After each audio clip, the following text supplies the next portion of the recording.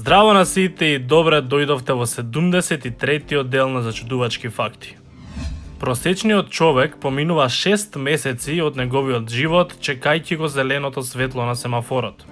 Во Ирска постои популарна традиција позната како 12 пабови на Божик. Мора да одите во 12 различни пабови во една ноќ и да нарачате еден пиелок, најчесто пиво, во секој од пабовите. Исто така имаат и 12 правила кои мора да ги следат, како не смееш да седнеш во третиот паб или не смееш да одиш во тоалет во седмиот.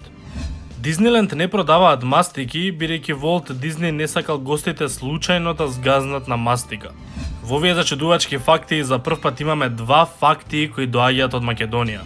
На 29 април оваа година безброј пчели го покрија телото на Мите Ташев од Кавадарци. 29 годишниот пчелар раскажа дека десетина години другарува со пчелите. Цитирам: "2 години се подготвував за еден ваков предизвик. Сакав тоа мое другарство со пчелите да го овоковечам и на ваков начин, без да носам опрема за заштита како што тоа го правам вообичаено. Во ова време пчелите излегуваат од сандаците и се ројат, бараат најразлични растенија со мирис, како маточина на пример. Се намачкав со феромон мирис кој ги подсетува на маточина за да ги привлечам да дојдат и да се фотографираме заедно. Не се плашам, реков дека одам на другарувам со пчелите. Малку е чудно само чувството кога ме лазат. Една-две ме боцна на крај, но тоа не е ништо."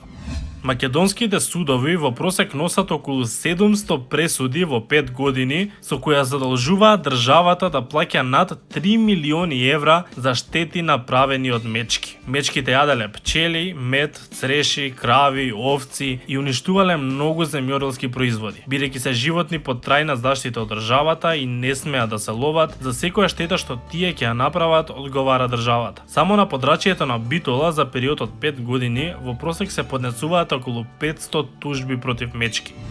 Мачка во Нов Зеланд измамила 2 жени за да го чуваат. Ниедна од нив не знаела дека ја чуваат истата мачка, додека еден ден не отишле на ветеринар за шиење. Мачката си ги задржала двете имиња, како и двете сопственички кои добиле заедничко старателство.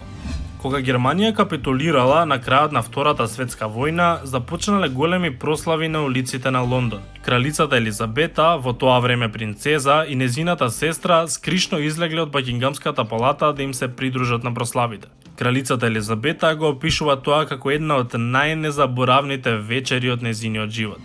Во 2010 година маж бил осуден на 2 години казна затвор за убиство со нож врз човек кој го прободел во Counter Strike. Тој потрошил 6 месеци следејќи го противникот во реалниот живот за да ја најде неговата локација. Судијата го нарекол закана за општеството.